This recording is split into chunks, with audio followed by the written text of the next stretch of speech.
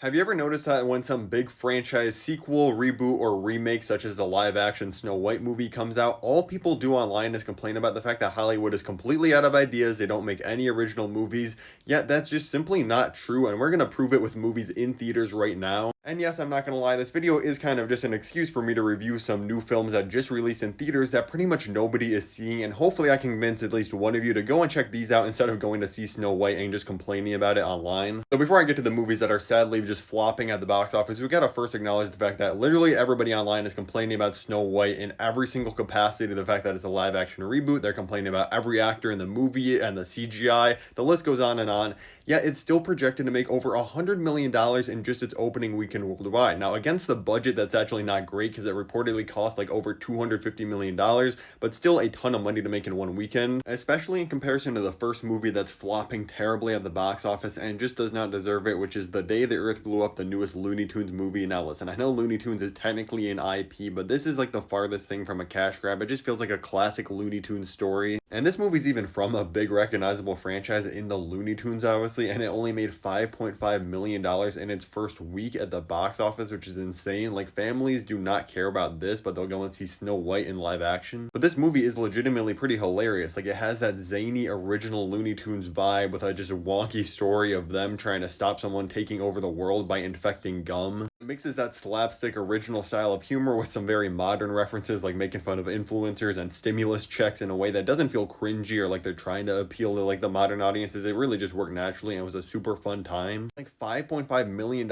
in its first week. It's probably gonna leave theaters like in the next week or two. This is honestly just a tragedy. The next movie that's gonna be on this list is Novocaine, a completely original film that's a very fun action movie starring Jack Quaid, who a lot of people know from The Boys. The concept of the movie is that he is this man that has this condition that can't feel any pain. So he meets this girl at a bank, she ends up getting kidnapped, and he goes on this mission to go and save her. And there's a lot of really fun action in this movie, playing with the concept of him not even be able to feel any pain at all. Like, there's a torture sequence in this film where he like forgets he's supposed to be hurting during it. That's really funny. But what does that get you at the box office in today's age? It gets you $11 million in almost a week at the box office. This is just so sad because people complain there's no original movies. We get one like this that's just so fresh of a concept and nobody goes and sees it. And the sad thing is, for Novocaine in particular, out of any of these movies on the list, is I feel like if it was dumped on Netflix, it would be like the #1 thing in the world. People would be loving it, but no. Instead, Netflix spends $300 million on The Electric State, dumps that on there, and that's what people are watching instead of going to the theaters and seeing these other things. Listen, if you like The Electric State, that's fine. I'm glad you enjoyed it. I just really could not bear to sit through this thing. It was so boring and tedious. The next great original movie in theaters right now that nobody is watching is Steven Soderbergh's Black Bag. This is just a super slick 90-minute spy thriller that is an absolute blast. Once the pieces start getting put together at the end, it really just all clicks into place. This movie is literally led by like bona fide movie stars. You got Cate Blanchett and Michael Fassbender in here. These are two heavy hitters. But what does that get you? It's $12.6 million